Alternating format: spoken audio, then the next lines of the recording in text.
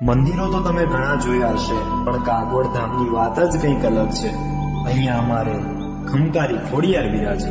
મૂળ વાત એ છે કે ભાવનગર જિલ્લામાં એક ચારણ રોયા, જેમનું નામ મામણિયા ગઢવી, એમને અને એમની પત્ની દેવળમાને કોઈ સંતાન નહોતું. લોકો એમને વાંજ્યા કહીને મેણું મારતા.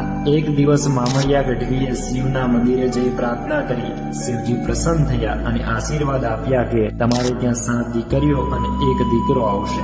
શિવજીના આશીર્વાદથી મામણિયા ગઢવીને ત્યાં 7 દીકરીઓ અને 1 દીકરો મેરખ્યો જન્મ્યા. તેમાંથી સૌથી નાની દીકરી જાનબાઈ, જે પછીથી ખોડિયારમાં તરીકે ઓળખાયા. એક દિવસ મેરખ્યાને સાપ કરડ્યો. તેને બચાવવા માટે જાનબાઈએ પાતાળ લોકમાં જઈને અમૃત લાવવાનો નિર્ણય કર્યો. જાનબાઈ મગરની પીઠ પર બેસીને પાતાળ લોક ગયા. મગરની પીઠ પર બેસતા તેમના પગમાં ઈજા થઈ. આથી તેઓ ખોડાઈને ચાલતા હતા. તેથી જ તેમનું નામ ખોડિયાર પડ્યું. ખોડિયારમાં અમૃત લઈને પાછા આવ્યા અને મેરખ્યાને જીવનદાન આપ્યું.